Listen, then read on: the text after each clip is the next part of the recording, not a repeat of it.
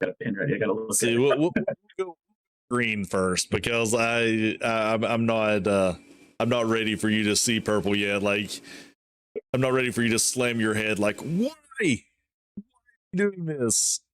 You know, just my hair. I'm gonna get ready for it. So both of these come courtesy of I feel a person that's becoming a fast friend, but someone that we both interacted with over this past weekend. Very knowledgeable. I wouldn't mind getting them in for cameos here and there. Like, yeah, I enjoyed talking to him. It was great. I went to a website that technically he was using. He didn't send it to me, but I did just happen to find it, which seems to be a really cool website because it seems like it is just dedicated to Union Arena. It's called EX Burst, and it gives you card total and something that we haven't talked about yet. There are three different kinds of specific cards that are limited in Union Arena, and these are the triggers. So you got that's color triggers. Deck builder. So yeah, that's a great deck builder. That's a great deck builder tool. You got color triggers, final triggers, and special triggers, and you can only have 4 of each. This, when I found this out, I liked because I was like, okay, this is where your variety of a deck's going to come in, because it's like, okay, well, because you can split this any way you want. You can have a 1-3 split, a 2-2 split, or you can just not have as many of these triggers. But I'm going to tell you right now, you want to have these triggers. Almost every special trigger is kill a character. So you've got just your opponent can take one of your life points, but you can take one of your opponent's characters. And for those that haven't gotten into the game yet, generally, even the cards that have those abilities, they're still good cards, right? Oh yeah, like they're cards that you would play without that ability. That ability is just stapled on, extra reason to play in the deck. You know, the color triggers vary. They can vary to killing a creature, to playing a creature, I believe. I haven't paid like super close attention to every one of them, but I know it is something to give you an advantage. Yeah. And final works the same as every other final trigger. If it is the very last of your life points and this gets triggered, which is the only time that it can trigger, is it can give you 1 more life. This website, it gives you all that, like, okay, you got your 4 4s of each, your characters of 42, your events of 8, no sights and no APs, but action points can literally be anything that you want them to be. Now there are rules that you can't have counterfeit action points and stuff like that, but it literally is just an indicator of how many of what you can play, of how many things you're able to play at that turn. So makes sense. Yeah, so in all honesty, it can be anything. Like, I'm excited to see some of the custom action points that people are going to bring to like locals or stuff like that. This is the green Kurapika deck that our buddy came up with, which not too sure if it's the meta yet of how you want to play it, but it does look solid to me, especially like when you see deck design, you're wanting multiple copies of cards because this is one way that you kind of beat RNG, is you're wanting to get the most, like the cards that you're wanting to see the most of, those are the ones you want most in a deck. Vanilla Kurapika, Vanilla Gone, which is 4 of each. They're your 0 drops. They're the ones that are just going to come down honestly, they're not going to do much other than just be able to get you to your next drop, which let's see. That okay, so he's 0 as well. I forget dude's name, but 3 of him. This is the guy that you turn sideways to generate an extra energy for the turn and sack. Personally, I still don't like these guys, but at the same time, you really they don't matter. Like chump blocking can be a thing in this game, but it's not effective. Like you're just spinning your wheels if you're chump blocking.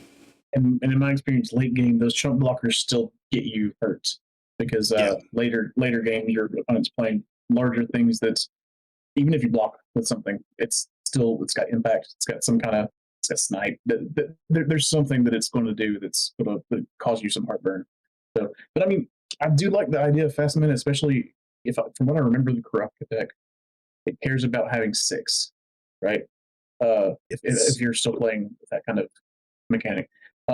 So how many cards are you running in the deck that give you doubles other than what's his name? Lawyer guy. I forget what. Again, not super familiar with 100 Hunters. So can't really. Yeah, Lawyer. So you've got to met that out at some points. And I understand the deck building, including them. I probably would consider a fourth of him over a fourth of Gone, to be honest. But it depends on how many effects you have that care about Gone existing.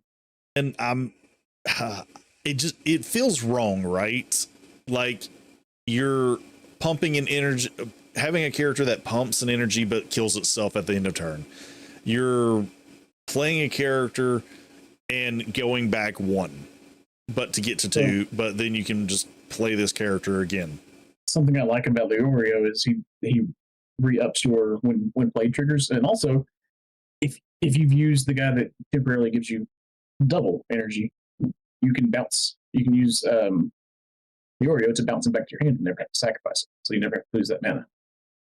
Yeah, like I mean, you can definitely get that a second time around. I mean, that at the low end, depending on what you have on the board, that is probably going to be the best play. Is that you play him, or you turn him sideways to get the 2, and play what you need to play, but keep an action point open to play the Leario to bounce him back, so that way you don't have to kill him. And if you need that extra energy later on, or say your next turn, to do something, you still have it.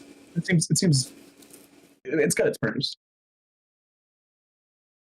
The melody right here. Yeah. Personally, I really like her because she's I believe she was a 1 or a 0. Where is she over here? She's a 1. So she's a 1. Like if you're going second and playing like a Gon or a Kurapika and you have her, you can play her down in the energy zone, because I believe she's the only one right now in the game that still counts as an energy while being on your front line. Yeah, I mean, you saw that the other night. It was pretty good. And so you can play her, move her up, and just a lot of the times that I've seen is you're going to have a free in with her early on, because a lot of people just aren't going to bother if you do move her up, or they're not going to think that you're going to move her up. Yeah, they will build their energy up, build their board up, and then go from there. And it should be free real estate. Let's get some of those cards out of the way. That way, they're not bothering us in late game where it could set us back for a flip effect. Oh yeah, but I do like a lot of these for the start of the game. Now, honestly, there's not a single one of them that I would be wanting to see later game. I will say, in playing both green and purple Hunter x Hunter decks, the green low end feels a lot more weak than the purple low end. So just consider that. But I mean, I think the green's top end might swing harder. I don't know if it's got as much interaction. Yeah, I think there's a lot more interaction in Green Hunter top end than at the low end, because I mean, yeah, Purple Hunter, it is definitely the early gameplays that you're gonna like, but those later gameplays, it's rough. Like you are, it's just an uphill battle with that. So second, this would be probably what you're wanting. Like a lot of it's what you're going to want to get to, and what your board's going to look at like more. Like you're going to more commonly see these on your board than these three. So this is a Kurapika. Let's see, what was its effect again? It's a 3,000 Kurapika for 2. If a character with 5,000 or more BP is on the field, the character gains impact 1, which impact vastly underrated right now in the current meta. But being able to swing with a character and them still choose to block, this is where the 2-for-1 rule comes into effect, because you're not just also taking out a character, you're still dealing a life point of damage with this. Yeah, trigger or impact.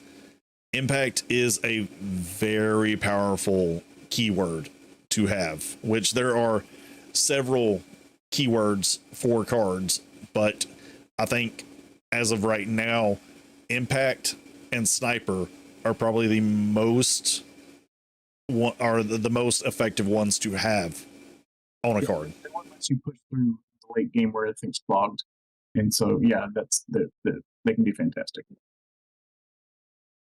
And then of course it's got this is probably one of the most common triggers for characters or cards to have, period. Being able to have a character stand and give any character 3,000 BP until end of turn. Yeah. Still very effective and a nice trigger to have on a character. That's why when you're attacking, it's very important that you understand your attack order of how you're wanting to go, because you could just don't look at somebody and just turn everything sideways. You should and need to always pick out one at a time what's the best situation to attack in. The reason I'm looking at some of these is because I'm not familiar with some of them, because I've only played, I played the green deck that one night, but I built the decks that we played with based off of Magic knowledge, which was not a bad base to have, but not the way to go with this. So what's this Netero guy? So what? What's this Netero guy doing? Netero? I don't think I've seen him yet. So he 2. If this character is active, it gains 1 energy to generate. So I mean, if he's on your backside, he's not tapped sideways for whatever reason, which in the Gone deck or in the Kurapika deck, he should, like, you have no reason to be tapping your back end for anything. He's just always going to be a 2. Now, if you go against the green bleach deck, yeah, he's going to get tapped down because of the Toshiro. Yeah. But he's just like, it's not bad. He's just a good little energy generator. Yeah, there's a way to get 6. That's good stuff. And so, like, I mean, you could, like the guy that sacrifices himself to create 2, you could turn that sideways, use that, and play Netero over him if you need to. And then you have a Netero that, when he stands, you've got 2 permanent energy. Then you have this Gone right here. Like, I truly feel this is the better out of the uncommon goons just because of what he gets to do. Where was he over here? Because I wish that, like, I wish they said what they did when you scrolled over them there. So this goon, when you play him, you get to look at the top 5 cards of your deck, reveal up to 1 Kurapika, Kilua, and Leorio card with 4 or less required energy among them, and add it to your hand. Place the remaining cards at the bottom of your deck in any order. If you add a card to your hand, place 1 card from your hand into your sideline. Lets you dig. Yeah, I like that. Yeah, like being able to dig, and if you look at it, like, so you've got 4 Kurapikas, 4 Leorios, 3 Kurapikas, 4 Kurapikas, 4 Kurapikas, or actually I think that's a 5, so I don't think you can get him. Yeah, that's a 5. So is it, you know, is it 4 or less on this trigger? Yeah, it's at yeah, 4 or less required energy among them. So that seems almost half your deck. Yeah, like you get a few good cards now. I mean, are you going to possibly strike out? Yeah, but I guess that it makes a lot of sense why he would only put 2 of those in there, because I mean, if it's powerful, yes, to dig and get a card, but at the same time, it's like, okay, so you're playing him, you're getting a card and replacing it with a card with your hand, so it's not technically advantage, and you could just whiff, right? Like you could get some of these top end cards that you're looking for, you could get some of the goons that you're looking for, you could just get a non-named card out of it, or any of that. And I mean, it's just 5 cards that you could possibly put, like you could be needing, but now you're putting them at the bottom of your deck. So at 2, yeah, I can see it.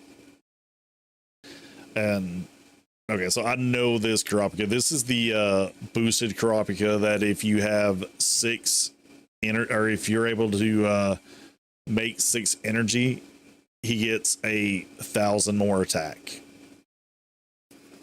Yeah. Which isn't bad, because I mean, you should be easily making 6 energy on your back end. It seems like it. Believe this is the Gone that everybody likes. Now, I'm not big, like, that's the thing about this deck, is I'm not big on characters that just do temporary boosting, like, right? Yeah. It feels wrong to just make a big character to swing in, and then they are no longer at that level.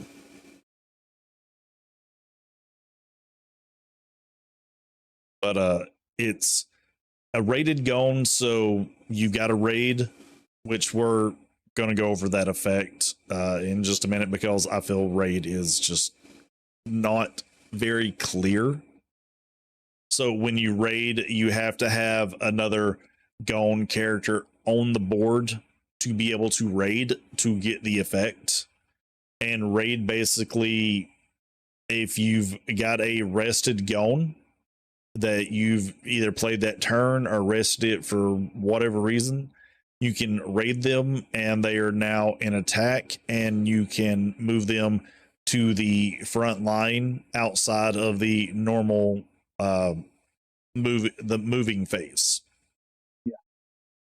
So this gone, when played and when attacking, choose up to 2 characters on the field. They each gain 1,000 BP until end of turn.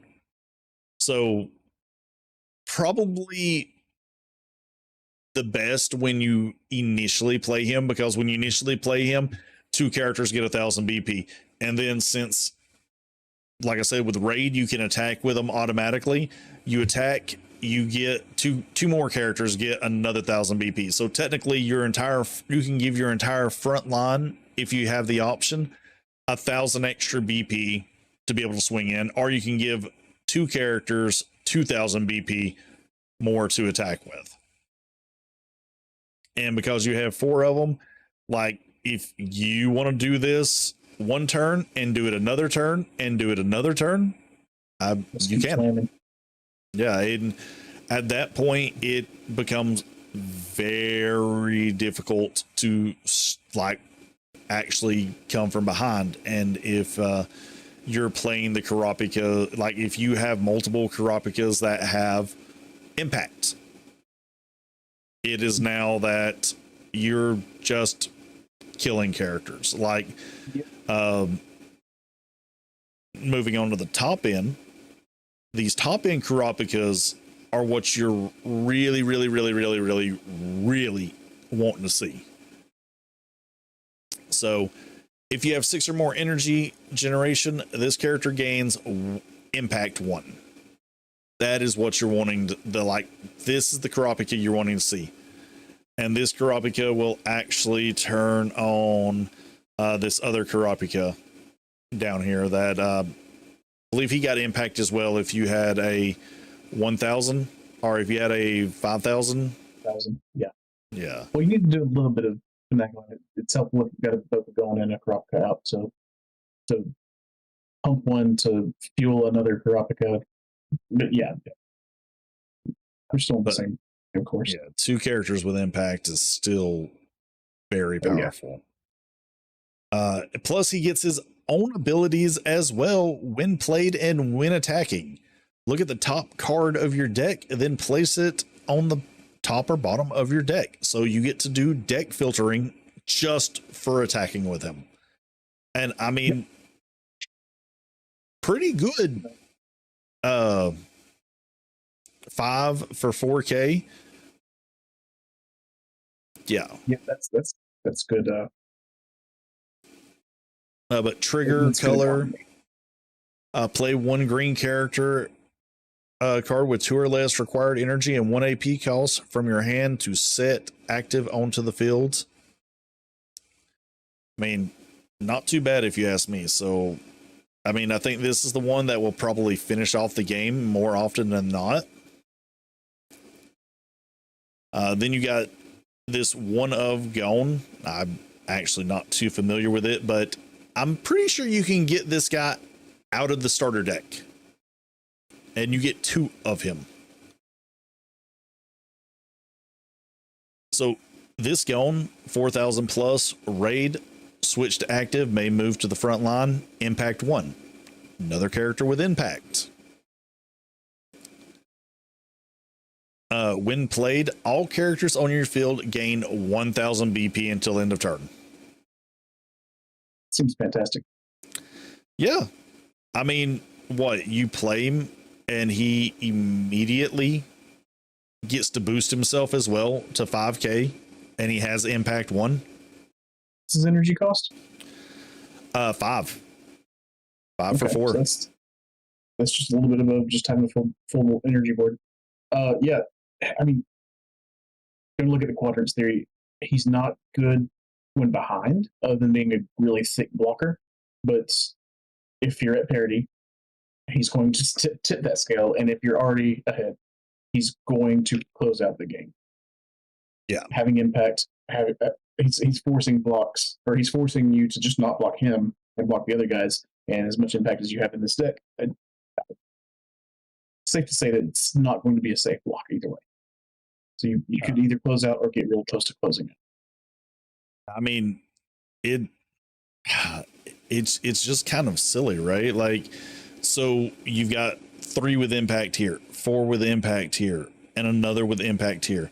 That's 7, 8 cards with impact. And just going back to your early game, that's exactly the kind of guy that you want to get your triggers from multiple times with Leorio, right? Yeah. Because you play him one turn, everybody gets buffed. You swing in, Leorio pops him back up. You play him again next turn. As many times as you can, sandbag your Leorios if you don't absolutely need them, so that you can just spend several turns smashing with Gun and its triggers. I would probably go with a few more copies than just one, because that seems like your closeout.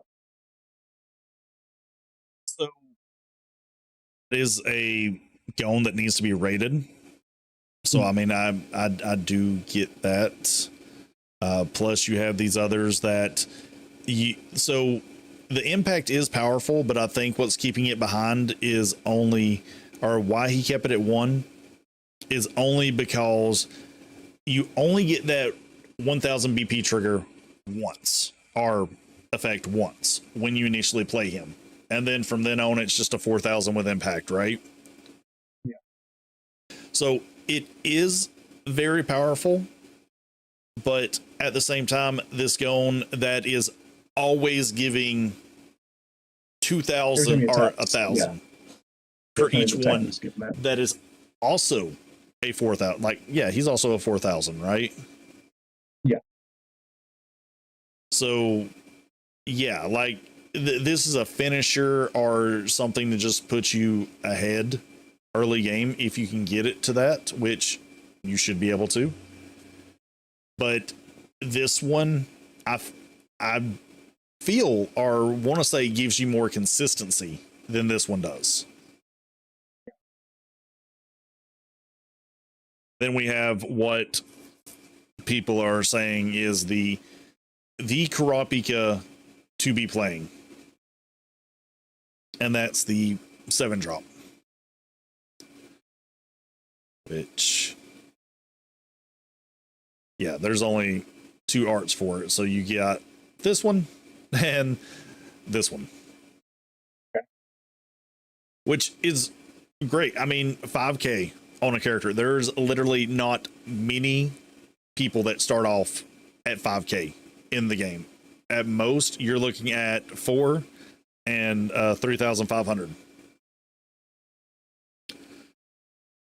But this one has impact, and when played, choose one of the following. Choose up to 1 character on your opponent's front line and switch it to resting. This character gains snipe. You may target a character on your opponent's front line and attack it with this card. If you do, your opponent cannot block until end of turn. Wait. If your opponent cannot block until the... Wait, I'm... Okay, I'm misreading this. That parentheses just barely saves an alpha strike, right? So, a character gains snipe. The effective snipe is, you may target a character on your opponent's front line and attack it with this character. If you do, your opponent cannot block. Meaning, you get to swing Kurapika at somebody on your opponent's side of the field, right? Yeah. They can't block him with anybody else.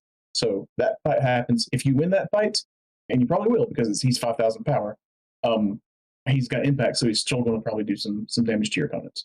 And that snipe effect lasts until end of turn. Yeah. Yeah, I mean, that makes sense. I mean, especially since that there's no interaction for people on your opponent's turn. Yeah. So, I mean, your opponent's front line is what it is. And you're right. More than likely, they're going to have a character that is less than 5k. And with impact and like enforcing a block means that you just kill a character and you still get to take a life from them. Yeah. So, I mean, even though I'm not I feel 7 is way too high for a character. It's a difficult end to play in the deck. I'm confident in 6. 7 probably would be difficult, but you've got ways. There are ways. Yeah, I'm with you. I think there's enough ways because you got the 2-drop Leario, the temporary drop of Shotas or whatever the freak this guy's name is. You got Netero, who will almost always be a 6. You have a 2-drop Kurapika that also boosts to 4k. Yeah. So there's definitely ways to get there. Yeah, you have enough ways. And I mean, if you needed to, you could still have a melody on the front line and still get it. So, yeah, I mean, I get where this deck could be good. Like, it's forcing a lot. Although, I am a little hesitant because there is no no what was it? Emperor Time, which is the event or spell card that gives you this.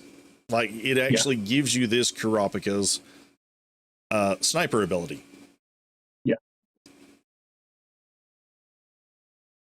But at the same time, you basically just have this on a body to begin with. And this, I think where the meta is at right now, you're not dealing with it. Like, yeah, there's very few things that are killing him. It's doable, but it's very limited in what you've got access to that can kill him. And then he's got the 4 events of each. You've got the 4 what was that? Hunter license, which basically just stands 2 APs, but it gives you the 4 finals. The four final triggers just in case. And then you have fishing rod, which is, I feel, a great special trigger. That's the one that you get to kill a character if it gets flipped in your life point, and if you have a gone, you get to kill a character of, I think it was 5,000 BP. Choose one character on your opponent's front line with BP equal to or less than the highest BP of the character on your field and return it to your hand. If gone is on your field, sideline instead. Okay, so it's either a bounce or it's a kill card. Yeah. Although you do have to have a fairly powerful character to kill a powerful character. Well, it's just gone, right? I mean, you can have a small gone, right? So what? It's just gone, right? You can still have the base version. Well, it's just gone to activate it, and then you can like choose whichever, like whatever your highest attacker is, that's where you get to choose on your opponent's side of the field. So if you have the 5k Kilua out, you can kill anything 5k or less. Like, you have to have Kilua and a Gon. Like, doesn't matter which Gon, just a Gon. And you can kill whatever is on your opponent's field if you have the 5k Kilua out. If your highest attacker is Gon, which is at 15k, you can only kill something 15k or less, or you can just bounce. Then I like the little analytics here with the, like, this is what made me say that this is a pretty good site for deck building. Having these, my analytics. Let me look at what we're looking at in the graph. Right. For some reason now, this just, like, putting it in the graph makes sense to me now, and to see it. Yep. Data visualization. So yeah, I like it, and honestly, I wouldn't mind building this. It kind of makes me sad now that I traded one of these Gones off yesterday. But like, all these are like $2 and something, like super cheap, so it's not horrible. These are probably the most expensive ones at probably $5 a piece, and I'm almost fairly certain these Gones come in the starter deck at $2. And the starter deck is just really good because, honestly, you get the starter deck, you get most of these to begin with. So what?